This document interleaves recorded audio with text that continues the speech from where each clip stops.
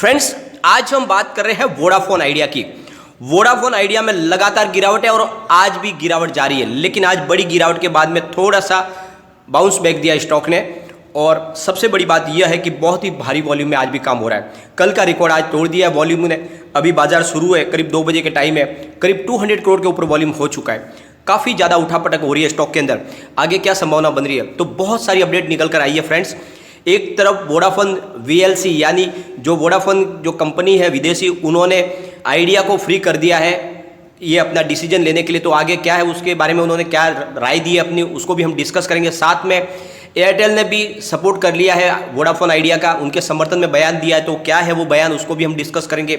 साथ में फ्रेंड्स, क्या आगे स्टेप उठा सकती है कंपनी और सरकार, क्योंकि इसमें बहुत सारे बैंकों के भी पैसे डूबने की बड़ी संभावना बन चुकी है और बहुत सारे लाखों लोगों के रोजगार का सवाल खड़ा हो गया। तो क्या सरकार को इसके लिए बड़े राहत पैकेज की घोषणा करनी होगी, क्योंकि सरकार की तरफ से भी ऐसे स्टेप उठाने की संभावना बन रही है। तो क्या सरकार बड़ा राहत पैकेज दे सकती है? तो सारी की सारी संभावनाओं को तलाशेंगे और जानने की कोशिश करेंगे कि आगे क्या संभावना बन सकती है। क्या वोडाफोन आइडिया में फिर से वो पुरानी पोजीशन हासिल हो सकती है? क्या स्टॉक फिर से ऊपर जा सकता है या फिर रकम शून्य होने की संभावना बन रही है? तो सारी संभावना तलाशेंगे। लेकिन फ्रेंड, उससे पहले अगर आप पहली बार हमारे चैनल पे आए तो चैनल को सब्सक्राइब कर दीजिए, एक बेल आइकन दबा दीजिए ताकि जब भी नया वीडियो बने पहला नोटिफिकेशन आपको मिले। वीडियो पसंद आए तो लाइक से जरूर कीजिए। चलो फ्रेंड, वीडियो स्टार्ट करते हैं। मैं हूं आपका दोस्त SB दवे और हमारे अपने चैनल ऑनलाइन कमाई में आपका बहुत बहुत स्वागत है। फ्रेंड्स, अभी कभी 2 बजे के आसपास का टाइम है। आज स्टॉक 5.40 पर ओपन हुआ। इसने हाई बनाई 5.70 की और ये लो में चला गया 4.55 के। बहुत ही ज़बरदस्त नीचे गिरा, लेकिन अब फिर से इसमें थोड़ा सा रिकवरी मोड आया है। 5.65 पर करीब 5.83% डाउन पर ट्रेड कर रहा है स्टॉक और बहुत ही भारी वॉल्यूम के साथ में आज काम हो रहा है। करीब 1 महीने पहले इसके वॉल्यूम की बात करें तो 46 करोड़ का वॉल्यूम था। 1 वीक पहले 67 करोड़ का वॉल्यूम था। कल इसमें 164 करोड़ का वॉल्यूम, अब बहुत ही भारी। लेकिन आज 209 करोड़ का वॉल्यूम ऑलरेडी हो चुका है 2 बजे। तो कल से भी आगे निकल चुका है वॉल्यूम। लोगों को समझ में नहीं आ रहा कि क्या करें, इसलिए लोग लगातार गलती कर रहे हैं। इसमें प्रॉफिट बुक करने की कोशिश कर रहे हैं और प्रॉफिट तो क्या बुक करेंगे, लॉस बुक करने की कोशिश कर रहे हैं। हर तरह से इसमें से निकलने की कोशिश कर रहे हैं और बहुत सारे लोग इस मौके का फ़ायदा भी उठा रहे हैं। उनको लग रहा है कि बहुत ही सस्ते में, कौड़ियों के भाव में स्टॉक मिल रहे हैं, तो इसको खरीदने की कोशिश भी की जा रही है। तो सारी की सारी संभावनाओं की वजह से आज बहुत भारी वॉल्यूम में काम हो रहा है। और इस बीच में वोडाफोन PLC जो कि विदेशी कंपनी है, जिसमें बड़ा स्टेक है कंपनी के अंदर, VLC का 45% का स्टेक है। उन्होंने आइडिया को फ्री कर दिया है अपना डिसीजन लेने के लिए। उन्होंने कह दिया है कि जो आइडिया का स्टेक है वो चाहे तो BSNL को दे सकते हैं, यानी सरकार को सौंप सकते हैं, या फिर किसी प्राइवेट लैंडर्स, दूसरी किसी भी कंपनी को वो अपना स्टेक दे सकते हैं। उसके लिए बिल्कुल वो फ्री है। हमारी तरफ से इसमें कोई ऑब्जेक्शन नहीं है। चाहे वो कोई भी निर्णय ले सकते हैं और हम उनके साथ में, यानी उन्होंने अपनी तरफ से कह दिया कि अगर सरकार भी इसमें स्टेक लेना चाहती है तो ले सकती है, या फिर किसी भी प्राइवेट पार्टनर को इसमें साथ में ऐड कर सकते हैं। हम हर तरह से तैयार है। तो एक बड़ा स्टेप उठा लिया गया है PLC की तरफ से, क्योंकि अब तक उनका निर्णय नहीं आया था, उसकी वजह से बहुत ज़्यादा मुश्किल बन रही थी। और एक तरफ अभी फ्रेंड्स जो लेटेस्ट अपडेट निकल कर आ रही है, उसमें जो ये मामला बना है वोडाफोन आइडिया का, उसके लिए एयरटेल ग्रुप है, उन्होंने भी इसके समर्थन में बयान दिया है। और एयरटेल ग्रुप का कहना है कि हमें इस बाज़ार में टिके रहने के लिए ज़रूरत है 3 बड़े प्राइवेट पार्टनर हो, न कि 2। तो हम चाहते हैं कि ये कंपनी बनी रहे और कम से कम 3 बड़ी प्राइवेट टेलीकॉम कंपनियां होनी ही चाहिए। और उन्होंने कहा है कि सरकार को सपोर्ट करना चाहिए टेलीकॉम सेक्टर का, क्योंकि बहुत ज़्यादा मुसीबत आ चुकी है। तो घरेलू टेलीकॉम इंडस्ट्री में बढ़ती फाइनेंशियल दिक्कतों के चलते कंपनियों के लिए बिजनेस करना मुश्किल हो रहा है। ऐसे में प्रमुख टेलीकॉम कंपनियों को अब सरकार से राहत की उम्मीद है। भारतीय एयरटेल के CEO गोपाल विठल ने कहा है कि भारत जैसे बड़े देश में टेलीकॉम कंपनियों के लिए मुश्किल समय का दौर है और इस समय सरकार से राहत की बहुत ज़्यादा जरूरत है। गोपाल विठल का बयान ऐसे समय में है जब एयरटेल ने ग्राहकों से कमाई यानी ARPU बढ़ाने के लिए हाल ही में अपने प्लान में बदलाव किए। और दूसरी ओर 1.8 लाख करोड़ रुपीज़ के कर्ज में डूबी वोडाफोन आइडिया के चेयरमैन पद से कुमार मंगलम बिरला ने कल इस्तीफा दे दिया है। 2 दिन पहले उन्होंने केंद्रीय कैबिनेट सचिव राजीव गाबा को पत्र लिखकर कंपनी में अपनी हिस्सेदारी किसी भी सरकारी या घरेलू कंपनी को देने का ऑफर दिया था। कंपनी में बिरला की करीब 27.66% की और वोडाफोन की 44% की हिस्सेदारी है। वोडाफोन आइडिया की कमजोर होती स्थिति से केवल टेलीकॉम मार्केट में केवल 2 प्राइवेट कंपनियां ही बचेगी, यानी रिलायंस और भारतीय एयरटेल। हालांकि गोपाल विठल कहते हैं कि 130 अरब आबादी वाले देश में 3 प्राइवेट कंपनियों की जरूरत है। उन्होंने कहा है कि ARPU अभी काफ़ी कम है, जिसे बढ़ाकर 200 से 300 रुपये प्रति यूजर की जरूरत है। इससे इंडस्ट्री को बिगड़ते हालत में राहत मिलेगी। तो उनका कहना है कि अभी फ़िलहाल जो हमें जो हमारा रिवेन्यू अर्न होना बहुत कम है, इस वजह से हम सर्वाइव नहीं कर पा रहे, हमारे पर बहुत ज़्यादा बोझ है। और इसको, और जब एक तरफ जब हिंदुस्तान की आबादी करीब 130 अरब की है तो कम से कम 3 पार्टनर होने ही चाहिए। तो उनका कहना है कि इस कंपनी की ज़रूरत है, हमें वोडाफोन आइडिया की ज़रूरत है। जिस तरह से बाजार में 3 पार्टनर हो गए तो ये बराबर बैलेंस से काम चल पाएगा। तो उनकी तरफ से कह दिया गया कि सरकार को इसकी मदद करनी चाहिए कंपनी की, और राहत पैकेज की तरफ उन्होंने कहा है कि हाथ बढ़ाया कि इस सेक्टर को अब राहत पैकेज की बहुत ज़्यादा ज़रूरत है। और फ्रेंड्स, सबसे बड़ी बात यह है कि कुमार मंगलम बिरला ने इस्तीफा दे दिया है और उन्होंने अपनी तरफ से हाथ खींच ली है पूरी तरह से इस कंपनी में से। तो friends, Kumar Mangalam Birla Vodafone idea के नॉन एग्जीक्यूटिव डायरेक्टर और नॉन एग्जीक्यूटिव चेयरमैन के पद से उन्होंने इस्तीफा दे दिया है। वोडाफोन आइडिया ने बताया कि कंपनी के बोर्ड ऑफ डायरेक्टर ने बिरला का इस्तीफा स्वीकार कर लिया है और वो 4 अगस्त तक अपने पद पर बने रहेंगे। बोर्ड ऑफ डायरेक्टर ने हिमांशु कपानिया को कंपनी का नया एग्जीक्यूटिव चेयरमैन चुना है। वर्तमान में हिमांशु कंपनी में नॉन एग्जीक्यूटिव डायरेक्टर के रूप में सेवाएं दे रहे हैं। हाल ही में आदित्य बिरला ग्रुप के चेयरमैन कुमार मंगलम बिरला ने भारी कर्ज में डूबी टेलीकॉम कंपनी वीआई में अपनी हिस्सेदारी छोड़ने की बात कही थी और सरकार से कहा था कि आप चाहे किसी को भी कंपनी सौंप दे, चाहे तो आप इसको सरकार के अंदर ले ले या फिर किसी प्राइवेट पार्टनर के साथ में जोड़ दे।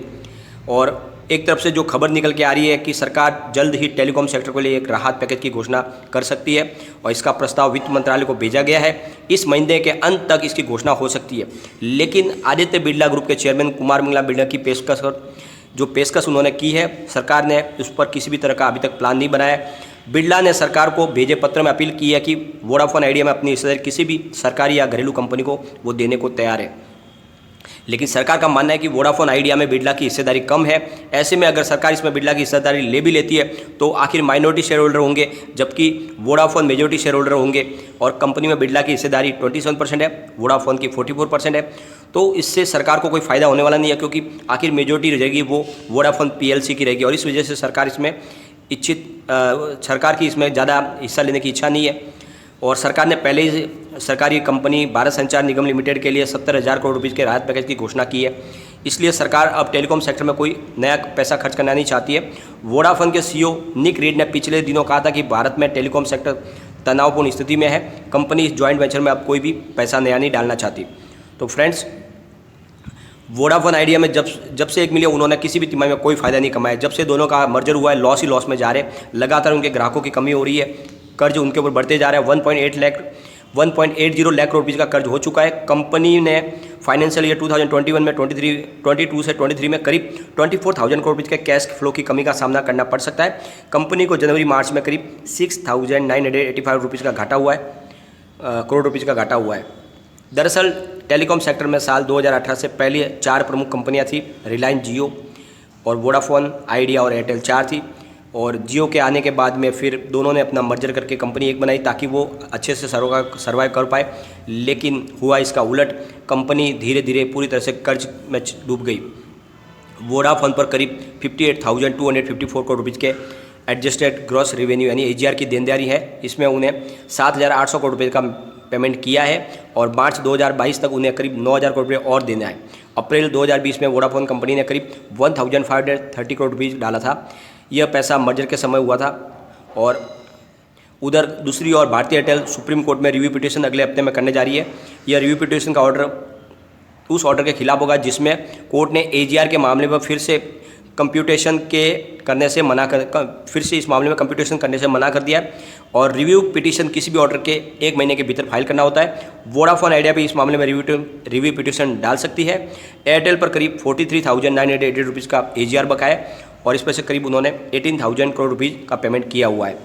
और एयरटेल ने जनवरी में फाइल किया था पिटीशन। एयरटेल ने भी इसी साल जनवरी में डिपार्टमेंट ऑफ टेलीकॉम में इस एजीआर की गणना को गलत बताते हुए फिर से रिव्यू पिटीशन किया था। और वोडाफोन वो चाहते हैं कि जो एजीआर की जो रकम है उसको कम किया जाए, क्योंकि उसकी जो गणित जो लगाई गई है वो गलत है। सबसे बड़ी बात है कि अब वोडाफोन अगर आइडिया डूब जाती है तो सबसे बड़ा असर होगा इसके सरकारी बैंकों पर। इस पर करीब 1.80 लाख करोड़ रुपये का जो कर्ज है उसमें सरकारी बैंकों का सबसे ज़्यादा हिस्सा है। बैंकों को डर है कि चूंकि एजीआर का पैसा सरकार का है और सरकार इसे किसी भी तरह से छोड़ेगी नहीं, इसलिए कंपनी पर इसका बुरा असर हो सकता है। बैंकर्स का मानना है कि वो इस महीने या अगले महीने इस कर्ज के लिए एडवांस प्रोविजन कर सकते हैं। वोडाफोन आइडिया को सबसे ज़्यादा कर्ज देने वाली बैंकों में SBI है, इसने 11,200 करोड़ रुपीज़ का लोन दिया हुआ है। पंजाब नेशनल बैंक ने 1,000 करोड़ रुपीज़ का लोन दिया हुआ है। HDFC बैंक ने 5,000 करोड़ रुपीज़ का लोन दिया है और ICICI बैंक ने 1,700 करोड़ रुपीज़ का लोन दिया हुआ है। इसके अलावा यस बैंक, IDBI बैंक और इंडसइंड बैंक का भी लोन है। बैंकिंग सेक्टर का कुल लोन टेलीकॉम सेक्टर पर करीब 1.1 लाख करोड़ रुपीज़ का है। इसमें HDFC बैंक का लोन 24,515 करोड़ रुपीज़ है, एक्सिस बैंक का 17,135 करोड़ रुपीज़ है और बैंक ऑफ बड़ौदा का 11,471 करोड़ रुपीज़ है और पंजाब नेशनल बैंक का 7,318 करोड़ रुपीज़ है। और अगस्त 2018 में दोनों कंपनियों के मिलने के बाद से शेयर की प्राइस 33 थी, जो गिरकर अब बिल्कुल कौड़ियों के भाव में आ चुकी है। तो फ्रेंड्स, जो मामला अब निकल के आ रहा है उसमें 2-3 बड़ी चीज़ें निकल के सामने आ रही है। एक तो फ्रेंड्स ये है कि सरकार को इसके लिए राहत पैकेज की घोषणा करनी होगी या फिर इस जो VI है उसको फिर से उबारने की कोशिश तो करनी होगी, क्योंकि लाखों लोगों के रोज़गार का सवाल है। बहुत सारे लोग जुड़े हुए, हिंदुस्तान की तीसरी सबसे बड़ी ये टेलीकॉम कंपनी है।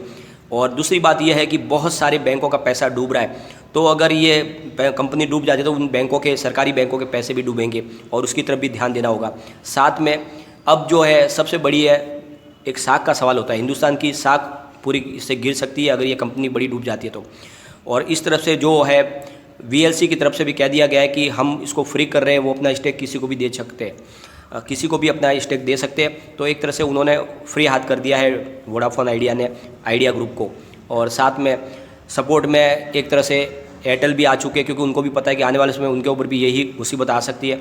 तो एक तरह से उन्होंने यूनिटी बताते हुए कह दिया है कि हिंदुस्तान में 3 टेलीकॉम से पार्टनर तो होने ही चाहिए और इसलिए इसको राहत देने की बहुत ज़्यादा ज़रूरत है और सरकार की तरफ से कोई बड़ा स्टेप उठाना चाहिए।